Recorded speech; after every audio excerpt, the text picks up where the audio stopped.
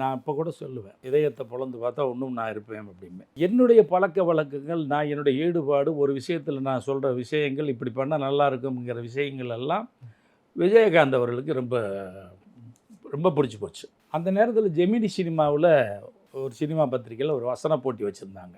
மறைந்த லெஜெண்ட் பஞ்சு அருணாச்சலம் அவர்கள் தான் வச்சுருந்தார். அதுக்கு நானும் எழுதி போட்டேன். அது முதல் பரிசு வந்துருச்சு. நான் இதை போய் காமிக்கிறேன். இது விஜயகாந்த் அவருக்கு கிடைச்ச மாதிரி சந்தோஷப்பட்டார்.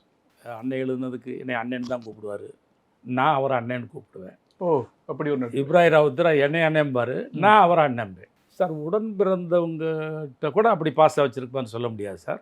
என் மேலே நான் இப்போ கூட சொல்லுவேன், அவர் இதயத்தை பொளந்து பார்த்தா இன்னும் நான் இருப்பேன் அப்படிம்பேன். அந்த படம் நான் வசன போட்டியில் பரிசு வாங்கினதும் அவருக்கு ரொம்ப ஹாப்பி ஆகிடுச்சு.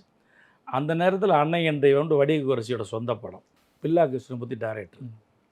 ஷூட்டிங் போயிருக்காங்க. டயலாக் வேறு ஒருத்தர் டயலாக்கு நல்லா இல்லை, பிடிக்கலை. உடனே இம்மீடியட்டாக அங்கே டைரக்டர் சொல்லியிருக்காரு, என்னுடைய நண்பர் இருக்கார், நல்லா எழுதுவார்ன்றதுமே வர சொன்னாங்க. சிவச்சந்திரன் தான் கதை. நான் போனேன். அந்த அன்னைக்கு எடுக்க வேண்டிய சீனுக்கு எழுதி கொடுத்து ரொம்ப ரசிச்சுட்டாங்க பில்லா கிருஷ்ணமூர்த்தி, சிவச்சந்திரன் எல்லாருமே.